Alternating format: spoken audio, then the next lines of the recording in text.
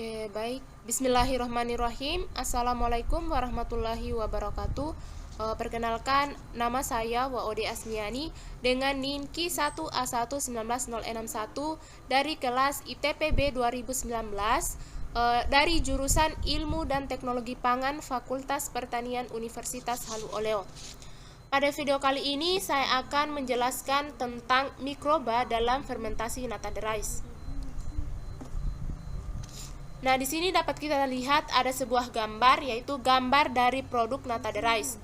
Nata de rice itu adalah suatu produk yang berbahan dasar air cucian beras yang difermentasi selama beberapa hari.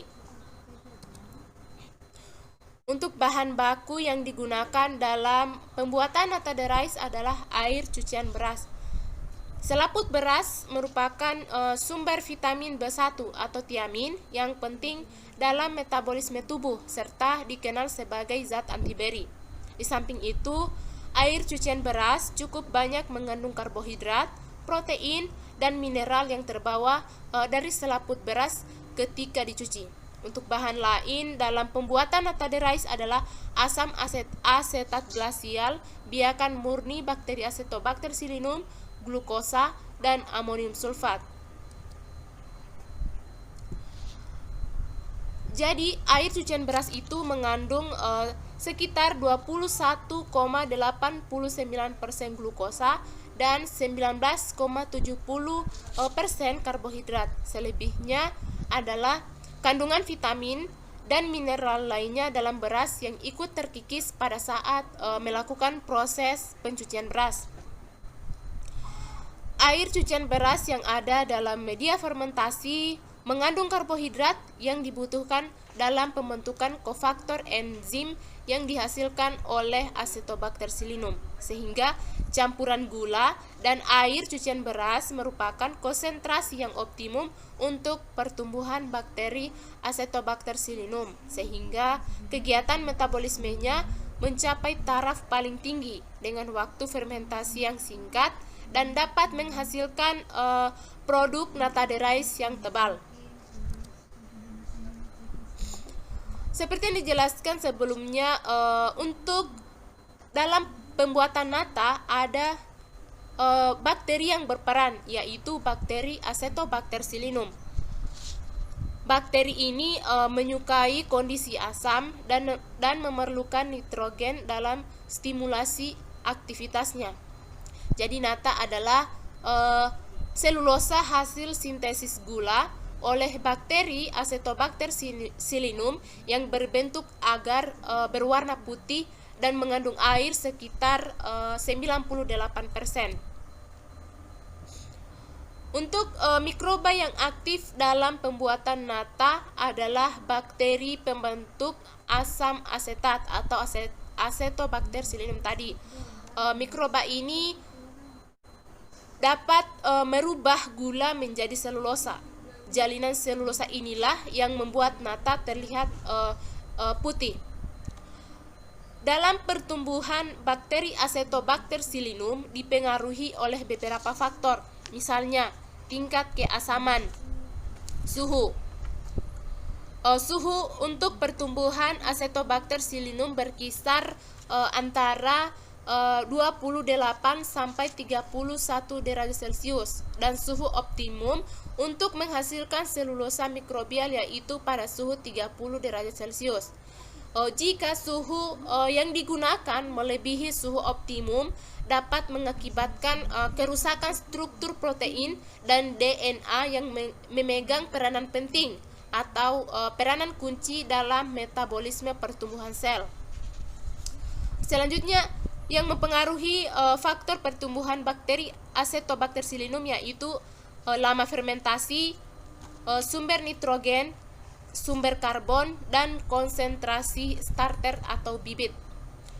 Aktivitas pembentukan nata hanya terjadi pada kisaran pH 3,5 sampai dengan 7,5.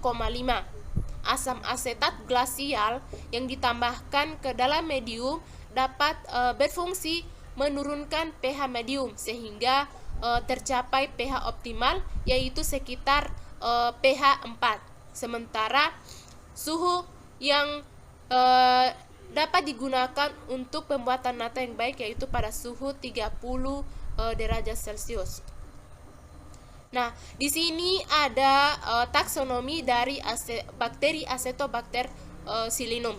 Ada kingdom Bacteria, phylum Proteobacteria, kelas Alpha Proteobacteria, ordo Rhodospiriles, famili Acetobacteraceae, genus Acetobacter, subspesies Silinum scientific, dan nama Acetobacter Silinum. Di sini ada metabolisme glukosa menjadi selulosa. Nah, nutrien yang berperan utama dalam proses fermentasi oleh Acetobacter Silinum adalah karbohidrat sebagai sumber energi dan untuk memperbanyak sel. Pada proses metabolismenya, selaput selulosa ini terbentuk oleh aktivitas Acetobacter Silinum terhadap glukosa. Karbohidrat pada medium dipecah menjadi glukosa yang kemudian berikatan dengan asam lemak guanosin triptofan, membentuk prekursor penciri selulosa oleh selulosa sintetase. Kemudian dikeluarkan ke lingkungan membentuk jalinan selulosa pada permukaan medium. Selama metabolisme karbohidrat oleh bakteri Acetobacter Silinum, terjadi proses glikolisis yang dimulai dengan perubahan glukosa menjadi glukosa 6-fosfat yang kemudian diakhiri dengan terbentuknya asam pirufat. Glukosa 6-fosfat yang terbentuknya pada proses glikolisis inilah yang digunakan oleh Acetobacter Silinum untuk menghasilkan produk nata de rice. Nah, ini ada biosintesis dari selulosa bakteri. Sini dapat dilihat. Selanjutnya, di sini ada penjelasan biosintesis selulosa bakteri. Jadi mekanisme biosintesis selulosa oleh bakteri Acetobacter Silinum atau mikroorganisme produsen selulosa lainnya termasuk tanaman terdiri dari dua tahapan, yaitu pertama pembentukan beta 1,4 glukan dengan polimerase unik glukosa dan pembentukan serta kristalisasi dari rantai selulosa. Menurut Lenhinger pada tahun 1994, selama proses fermentasi, bakteri Acetobacter Silinum memecah gula atau sukrosa menjadi glukosa dan fruktosa melalui heksokinasi menjadi glukosa 6-fosfat. Glukosa 6-fosfat ini diubah menjadi glukosa 1-fosfat oleh enzim fosfoglukomutase. Selanjutnya adalah pembentukan uridin difosfat glukosa atau UDP glukosa yang merupakan hasil reaksi antara glukosa 1-fosfat dengan uridin trifosfat atau UTP oleh kerja enzim glukosa 1-fosfaturidyl-transferase. Reaksi ini berlanjut akibat kerja pirofosfatase yang menghidrolisis pirofosfat atau PPI menjadi ortofosfat. Oke, lanjut. Selulosa yang disintesis oleh Acetobacter Silinum adalah sebuah produk hasil akhir dari metabolisme karbon yang bergantung pada keadaan fisiologis sel serta melibatkan siklus pentosa fosfat atau siklus Krebs bersama dengan proses gluconeogenesis. Jadi glikolisis itu tidak terjadi pada bakteri-bakteri asam asetat karena tidak mampu mensintesis enzim penting fosfofruktosa kinase. Pada Acetobacter Silinum ini, sintesis selulosa terkait dengan proses oksidasi katabolik dan menggunakan 10% dari energi yang berasal dari reaksi katabolik tersebut. Untuk produksi selulosa bakterial itu tidak mengganggu proses anabolik lainnya termasuk sintesis protein. Selanjutnya ada proses atau prosedur pembuatan nata de rice. Sini ada sebuah diagram alir di mana pertama kita menyediakan atau menyiapkan bahan baku berupa air cucian beras, dan di sini saya mengambil sebanyak 375 ml. Kemudian ditambahkan gula sebanyak 500 gram dan juga amonium sulfat, di mana amonium sulfat itu berperan sebagai salah satu sumber nutrisi untuk bakteri Acetobacter itu sendiri. Sumber nutrisi tersebut menyebabkan pertumbuhan bakteri akan sempurna, termasuk dalam pembentukan serat. Selanjutnya itu penambahan asam asetat glisial, di mana asam asetat glisial itu berperan untuk mengkondisikan larutan nata agar tetap asam. Selanjutnya proses selanjutnya itu pendinginan. Kemudian ditambahkan starter Acetobacter sillinum.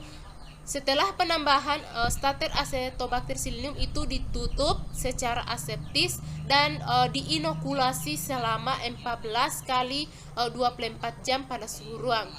Dan produk akhir yang dihasilkan itulah yang disebut dengan nata de rice. Jadi pada proses pembentukan nata terjadi karena proses pengambilan glukosa dari larutan gula atau larutan gula dari bahan baku yang digunakan oleh sel-sel Acetobacter sillinum. Kemudian glukosa tersebut digabung dengan asam lemak membentuk perkusor atau penciri nata pada membran sel.